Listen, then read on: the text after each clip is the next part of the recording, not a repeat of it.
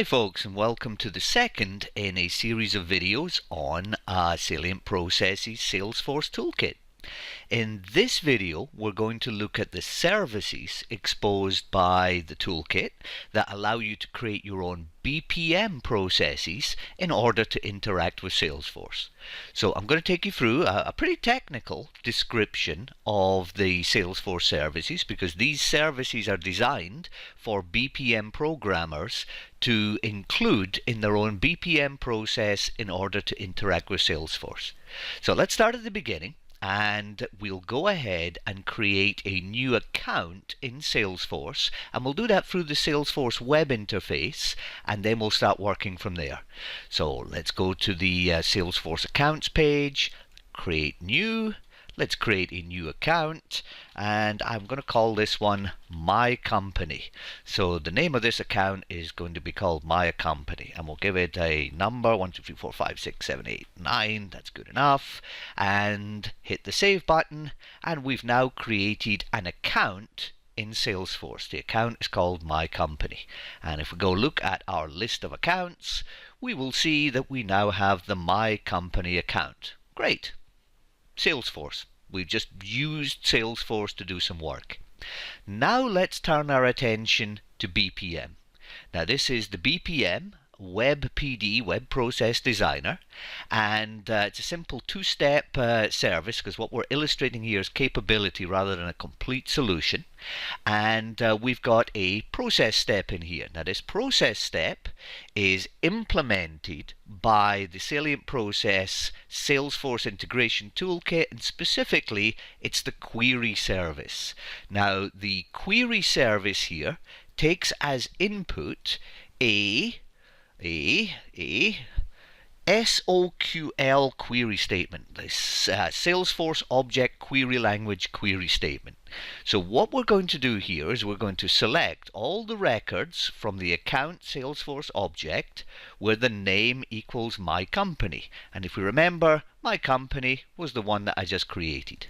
So we supply as input the expression, and it gives us a result, which is a set of records that match that query. If I hit the run button, this activity now plays. It's complete. There's nothing to see. It's as simple a process as can possibly be. And if we now switch over to our BPM console, we will see logged in the console. I'm scrolling. Here is the result of the query. So it's an account. Here's its default data, etc., created at this time, and the name should be My Company. And so what we have done is we have retrieved within BPM the record that we just created manually in the Salesforce world. Now I'm going to copy here the unique identity of this record. We're going to need that in a few seconds, but whenever we create a record inside Salesforce, every Salesforce record has a unique ID. So when we query this record, we can actually find the unique ID should we want. Alright, so let me minimize that. Now the code here, very simple. We executed a query, we got an object back, and then what I did was I literally just logged the result to the console. Simple a process as that. But this is illustrated that without knowing Salesforce and merely specifying the query we want to execute, using the out-of-the-box toolkit, I'm able to query Salesforce records. Alright, that's great. Now let's see if we can't do something else. Let us retrieve a Salesforce record. Now I'm going to paste in here the record ID that we just got from our newly created record. Paste. So in this process it's almost identical, but what we're going to do is we've got a list here of records that we want to retrieve, keyed off of their Salesforce IDs. We're going to pass that in as an input. I'm going to say I want account objects back, and I want all the records which have these, all the fields in the records that have these IDs. And once again, we're going to log it. So if I hit the run button one more time, it runs, it completes, and if we go back and look one more time at the output, scroll down through the output, go to the end of the output, and we see that once again we have retrieved the correct record. So we just retrieved the record. So this one, instead of doing a search, if we knew the record ID, we can explicitly retrieve it immediately. So that's perfect. That's great. Now let's carry on with this. Let's look at what it takes to update a record. So let's go to the update a record, change the variables. I'm going to change the ID to be the ID of the record that I manually created in Salesforce. Now this process, we're going to retrieve the record, we're going to log it, and then I'm going to change the data in the record. Specifically, I'm going to set the shipping state of that record, of that account record, to be the great state of Texas, TX. And then I'm going to invoke another one of the Salesforce Toolkit APIs. This one is called Update Records, and what this is going to do is this is going to cause an update in Salesforce of the record itself.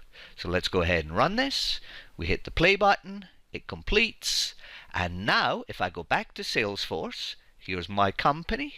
If I refresh this, show me all my accounts, refresh this, I had expected my company to be updated. So I got something wrong. No, there it is. Shipping address is Texas. Shipping address is Texas. What did I miss? Oh, billing state. Apparently there's a billing state and a shipping state. So I changed the shipping state to be Texas and not the billing state. That's fine. We look at the account again. We see that the details of this account show that the shipping state is Texas, exactly as I wanted. Perfect. Now what we're going to do is one last thing. We are going to create or insert a new record in Salesforce. So in this one, we are going to set up some data. I am going to create a new account where the name of the company is called My Super Company and the shipping state is Texas. And then we're going to call the API called Create Record. Again, one of the Salient process, Spark, Salesforce integration services, which when called will create a record in Salesforce. We pass in the records that we want to create, in this case only one, and we get back some details and then we log it. So let me go ahead and run it. I hit the play button, it completes. Now if I go back to Salesforce, show me all my accounts. And we now have a new one called My Super Company, which wasn't there a few seconds ago. And if we look at the details of this, we should see that Texas is the shipping address, which is exactly what we said we wanted it to be when we created the account. So what we've done here is, in just a few minutes, we've demonstrated that from within a BPM process, we can perform the common CRUD requests: create, retrieve, update, and delete, and search. So we can search for records, we can create new records, we can update existing records. I haven't shown it to you, but we can also delete records, and there's a whole host of other services which are more specialized to Salesforce and that are probably going to be used less frequently than these primary APIs.